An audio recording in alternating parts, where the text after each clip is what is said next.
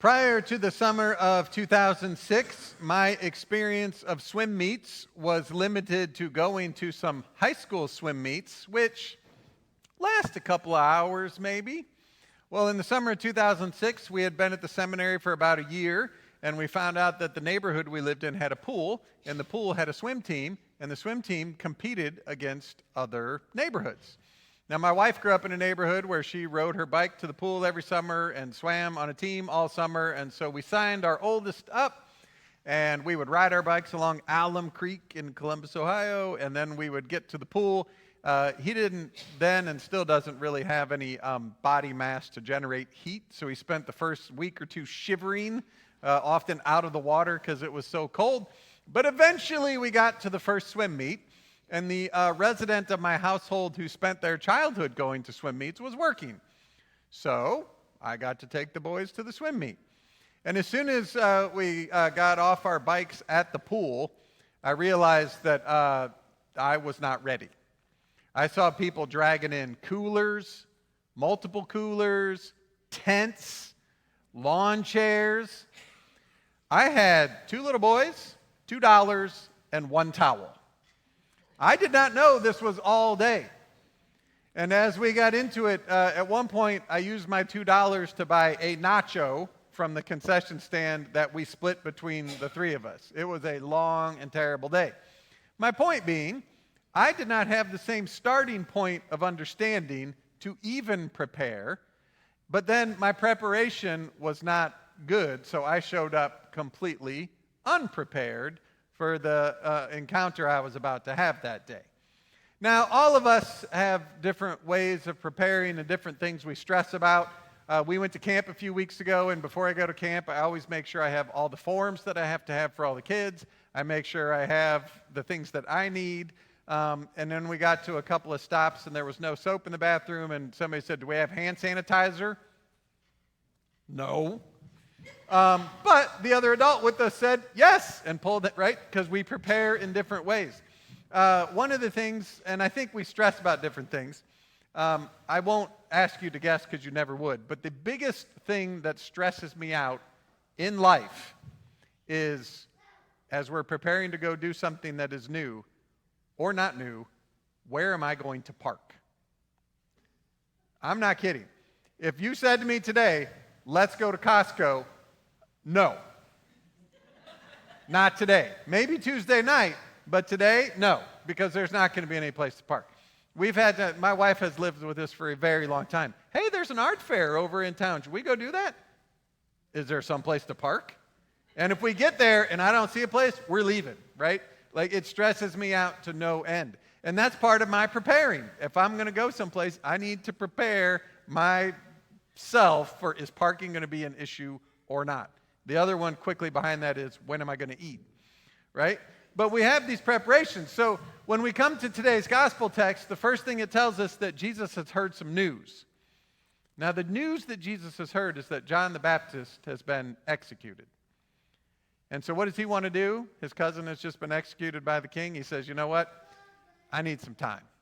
So he's going to go away to a deserted place. He gets on a boat because the crowd can't get in the boat with him. But before the boat lands, they've already figured out where he's going, and they're waiting for him when he gets off. So there's a great crowd, the text tells us.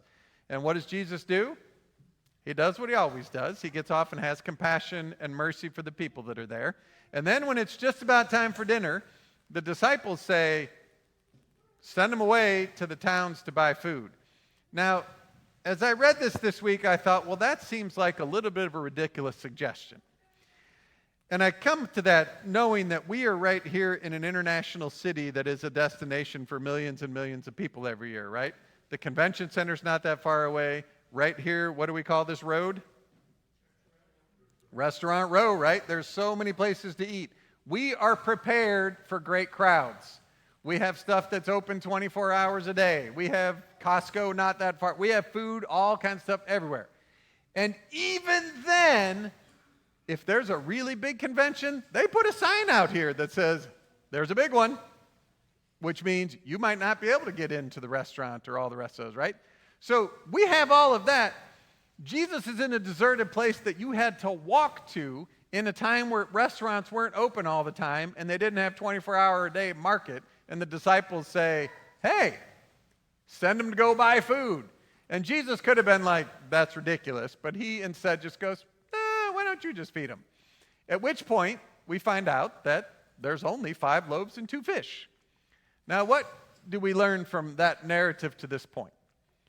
Well, one thing is that all of those people that are in the deserted place when it's time to eat walked there because following Jesus was that important to them. Now, we don't know why. Some of them needed healing. Some of them probably were suspicious of him, and they were always trying to catch him so they could get rid of him. There were probably people like that there. There were probably some people that were just curious. But most of them probably thought, you know what? Maybe he can fix the thing that is really weighing me down just now. The other thing we learned, though, is that not everybody came prepared. They didn't set out at the beginning of the day like I would and say, is there going to be parking there?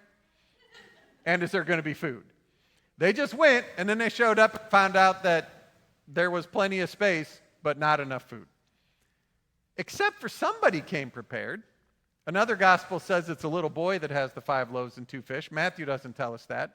So someone came ready to feed their little circle of people, but most of the people came unprepared. When we come to church, it's probably for the same number and many and variety of reasons that people followed Jesus back then. We show up hoping that we're going to have some encounter with God that's going to hopefully ease our burdens and our struggles and our pains. And we probably come from a variety of different starting places at any given day, as well as different levels of preparation, and whether that's physical preparation or emotional preparation, spiritual preparation, right? And we land in this space. We have school starting on Thursday. We have an idea in our culture that we have self-made people. I've had this conversation over the years, and usually it'll go something like this, like, well, if you take out the uber wealthy people that are born with it, the rest of us start at the same place, and some of us work harder than others and deserve what we get, and then other people don't. And the problem with that is it assumes we all have the same starting place, which just isn't true. On Thursday when school starts, in our county, there will be a significant number of children who show up not having eaten that day and not having had enough to eat probably for a while. And they're going to be sitting next to a kid who complained about their breakfast and their mom or dad made them something else because they didn't want to eat the thing they had because they had plenty of food. And they're going to be expected to sit next to each other and have the same attention and learning just because that's what we think is happening. There will be kids that show up to school on Thursday in their only clothing. They don't have other clothes. There will be kids that show up with a parent that has spent their whole life reading to them, and they're showing up at kindergarten already ready to read, and they'll be sitting next to somebody whose parent works 2 jobs and doesn't have a book in the house, and they don't know their alphabet yet, and yet they're supposed to be in that same place learning together. There will be kids that show up with anxiety, and kids that don't. Kids with depression, and kids that not. There will be kids who are struggling with their body image and all of the things their culture tells them to be. Kids are trying to figure out all of the ones in puberty are just a hot mess, right? They're all going to be showing up with all that going on. You've got kids who were probably getting dropped off on the first day by a parent who's already had a drink that day. And you could just keep going about all of the different things that those kids are going to bring to school with them on Thursday. And guess what? The teachers and the administrators and the staff have all of that same stuff. There will be teachers that are trying to overcome crippling anxiety to get up in front of their class on Thursday.